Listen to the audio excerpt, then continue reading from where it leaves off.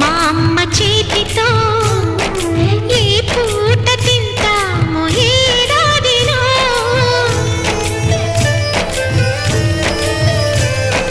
చక్కగా మా నాన్న పక్కగా